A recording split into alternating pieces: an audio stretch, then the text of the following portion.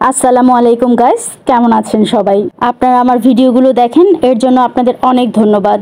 আপনারা যারা আমার চ্যানেলটি সাবস্ক্রাইব করেছেন তাদেরকে অনেক ধন্যবাদ।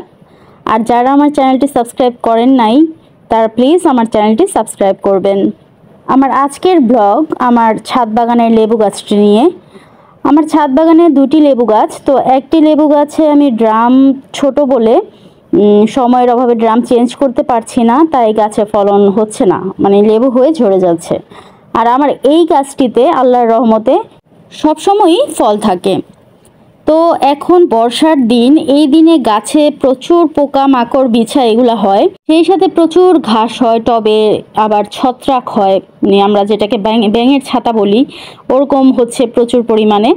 তো আমরা চেষ্টা করব যে দিন বৃষ্টি থাকবে না, রোদ থাকবে, আমরা আমাদের ছাদ বাগানের গাছগুলোকে একটু পরিষ্কার করব, ছাদ বাগানের কোনাচে কানাচেগুলো একটু পরিষ্কার করে দেব, যাতে মশা বা পোকামাকড়ের উপদ্রব না হয়। আর কোনো কন্টেইনারে যদি পানি টানি জমে থাকে সেটা খেয়াল করব, কারণ এই সময় কিন্তু ডেঙ্গুরও উৎপাত হয় বেশি। তাই আমরা এই জিনিসগুলো একটু খেয়াল রাখবো যারা আমরা গার্ডেনিং করি, হয় বাড়ির আঙিনায় না হয় ছাদ বাগানে, যেখানেই করি এই সময়টুকুতে আমাদের বেশি পরিশ্রম করতে হবে আমাদের বাগানের প্রতি। তো আমি আজকে বিশেষ যে রোগটি নিয়ে কথা বলবো লেবু গাছের, সেটি হচ্ছে এই বাদামি রঙের ছিট রোগ। হ্যাঁ, এইগুলার পাতাগুলোতে দেখবেন আপনারা শুরুর দিকে আক্রমণ করবে এই রোগটা, তারপর এই রোগটা ছড়াবে ডালের মধ্যে, ডাল থেকে ধীরে ধীরে এই রোগটা ছড়াবে ফলের মধ্যেও। তাই আমরা শুরুতে এই রোগটা দমন করার জন্য গাছের পাতাগুলোকে ছেটে দিব। আপনারা ভিডিওর শুরু থেকেই ভিডিও খেয়াল করলে দেখতে পাবেন আমি পাতাগুলো ছাড়ছিলাম। তো এই পাতাগুলোকে আমরা একদম যতগুলো পাতায় এই বাদামি রোগ ধরেছে সবার আগে পাতা ছাড়বো, তারপর যদি কোনো ডালে এটার বেশি আক্রমণ করে ডাল সহ আমরা কেটে ফেলবো। আবার দেখা যায় অনেক সময় ডালের মধ্যে ছোট ছোট লেবু থাকে বলে আমরা মায়া করি ছিঁড়তে, কিন্তু এই রোগে আক্রমণ করলে আপনারা মায়া ত্যাগ করে ডাল পুরো গাছটাকে বাঁচানোর জন্য ছেটে ফেলবেন ডালটা। আর দেখেন ধীরে ধীরে কিন্তু ফলের মধ্যেও চলে আসছে। তো এই ফলগুলোকে আমি ছিঁড়ে ফেলবো। পরিপক্ক ফল হলে আপনারা ছিঁড়ে খেতে পারবেন, আর অপরিপক্ক ফলে যদি এই রোগ ধরে আপনারা মায়া ত্যাগ করে ডাল সহ ছেটে ফেলবেন। ডাল কাটলে কোনো সমস্যা নেই, কারণ নতুন করে আবার প্রচুর ডাল চলে আসে ডাল ছাঁটলে। তো সেই ক্ষেত্রে নতুন পুষ্টি বের হয়ে ডালে কিন্তু লেবু চলে আসবে ভালো জাতের গাছ হলে।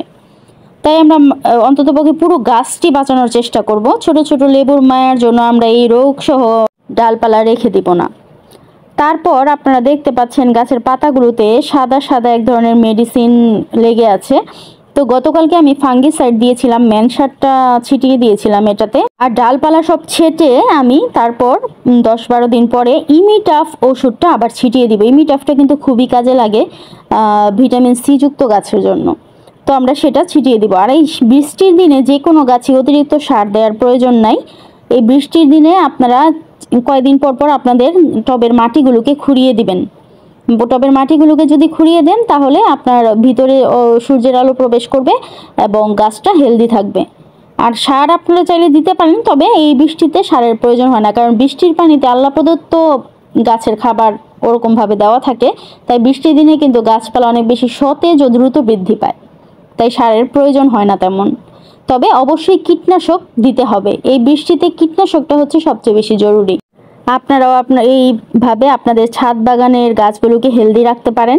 তো আপনারা আমার ভিডিওগুলো দেখবেন, আর আপনাদের কোন গাছের কি সমস্যা যদি আপনারা না জানেন সমাধান সম্পর্কে, তাহলে আপনারা আমাকে কমেন্ট করে জানাবেন, আমি আপনাদেরকে সমাধান বলে দিব। এতক্ষণ ধরে ভিডিওটি দেখার জন্য আপনাদের অনেক ধন্যবাদ। আপনারা প্লিজ চ্যানেলটি সাবস্ক্রাইব করবেন এবং সবসময় ভালো থাকবেন। আসসালামু আলাইকুম।